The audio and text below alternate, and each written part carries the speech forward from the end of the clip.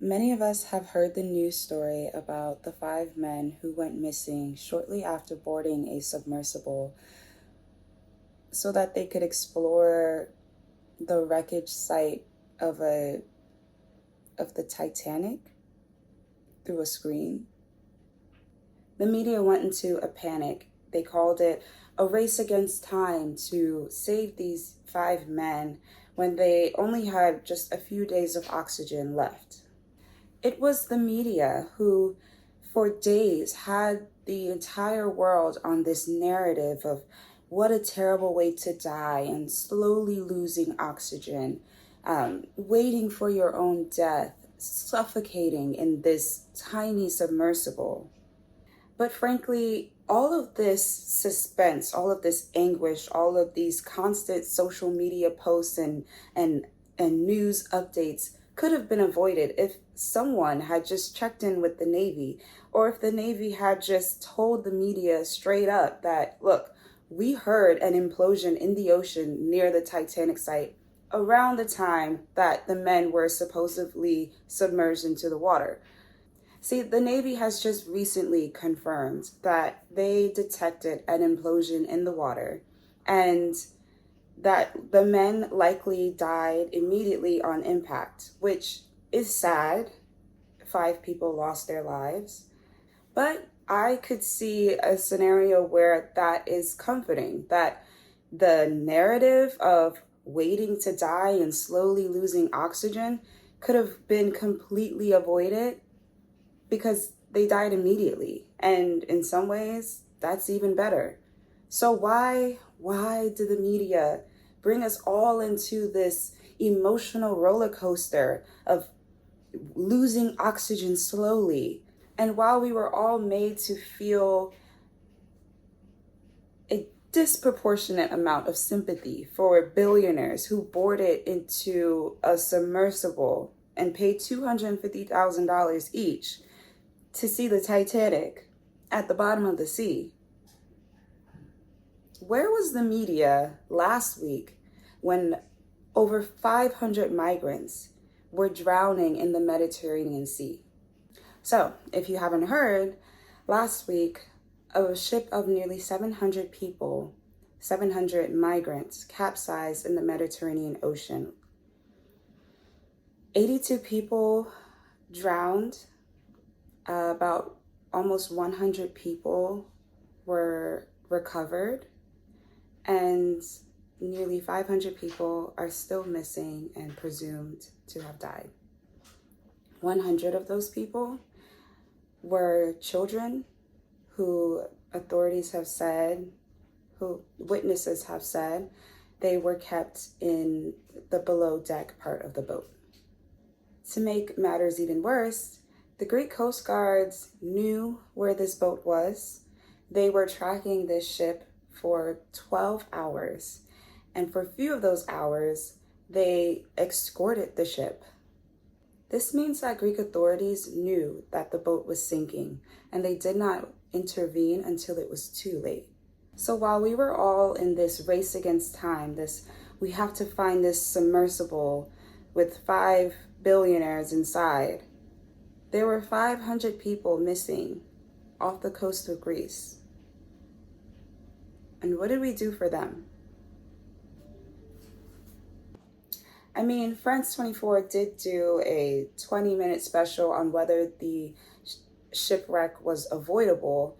Deutsche Welle did do a small little news coverage about why Greek authorities did not intervene earlier.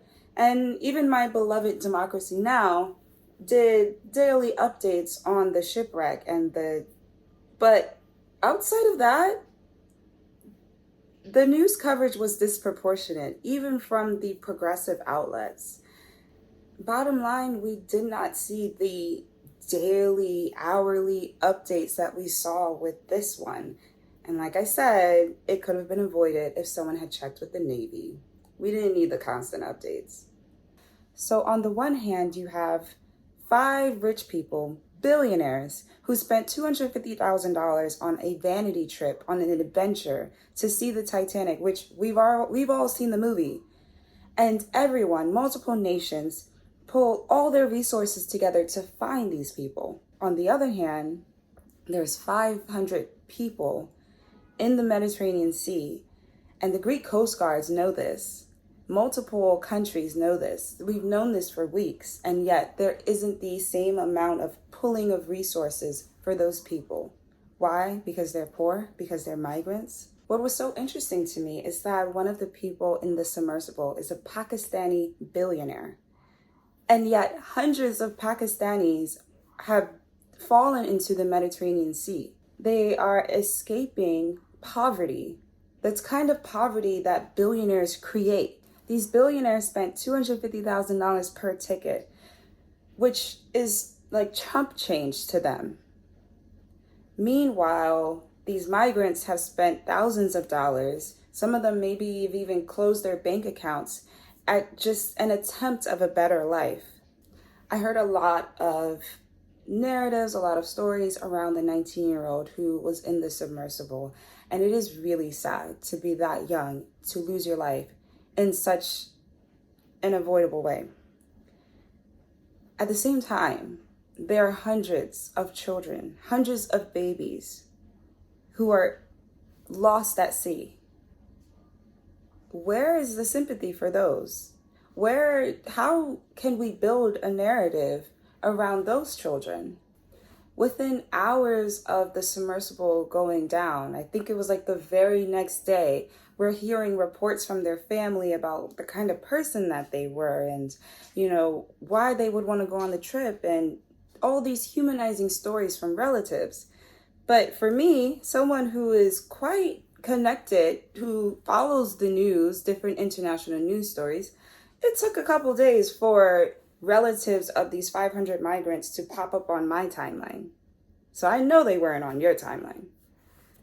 In a way, I understand why this story about the Titanic submersible became a trending topic. I mean, it's the ridiculousness of it all.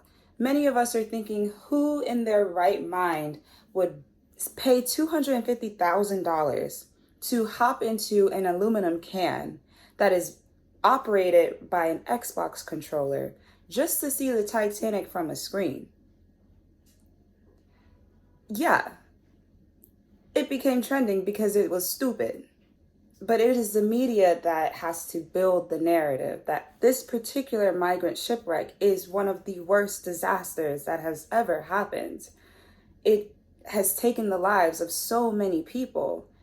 Instead, the media was focused on building this narrative of sympathy and a race against time, and we have to help them for billionaires. And I am so proud of the internet and specifically Black Twitter for pushing back against this be sympathetic to billionaires narrative. While the media was pushing that narrative on us, the internet was creating memes and jokes, and it was quite funny. It still is quite funny. And I'm sorry, because a lot of people are like, oh, y'all are going to hell for laughing. Y'all are going to hell for laughing at these jokes and creating these memes about 5 people dying. Well, if we going to hell for that, then we were already going to hell for ignoring 500 people drowning in the Mediterranean Sea.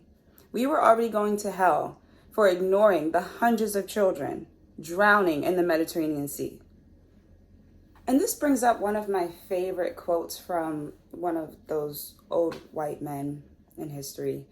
But it's the idea that the media doesn't tell you how to think. The media tells you what to think about. And so I don't blame people for not paying attention to the migrant shipwreck. I blame the media because it's the job of the media to build that narrative. Instead, they wanted us to think about billionaires.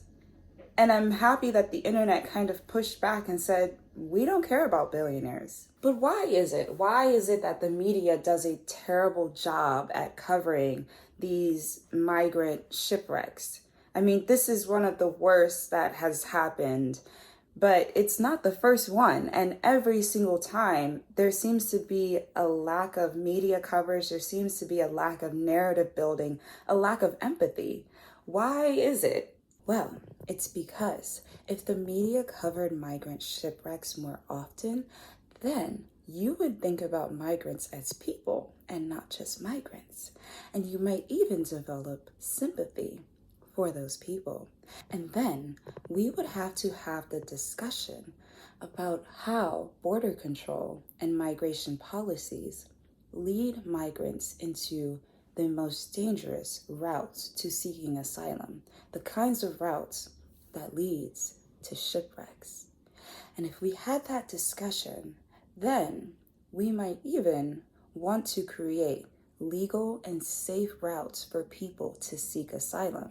But if more people were able to seek asylum, then the governments of the global north would know that the reason why people are fleeing their countries to seek asylum is because of the things that the global north has done to the rest of the world. Things including, but not limited to, climate change and the destabilization of democracies. So, if we are not ready to create legal and safe routes for people to seek asylum, then I suggest a few things that we should do in the meantime, because it has to happen. Number one, let's stop feeling sorry for billionaires and rich people. I'm sorry. RIP to all of the victims. I'm sorry to all of the families involved, but it was all unnecessary. It was all unnecessary. This is why you need no people in your life. People to tell you, no, no. Number two, this is two. Number two, we can donate to the International Rescue Committee. $10, $20, whatever you got. It's all worth it. The International Rescue Committee is a nonprofit humanitarian organization that helps refugees rebuild their lives. You trying to go to hell or what? Donate.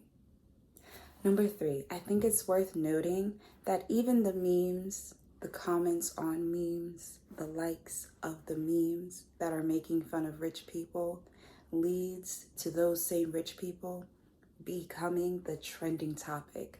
And so if we really want to be critical about why rich people are constantly trending, then let's stop engaging with their content. And myself included, I did a whole video and I talked mostly about rich people. God damn it. Again, my name is JoJo and I help travelers think globally and act locally for a better world so we can travel.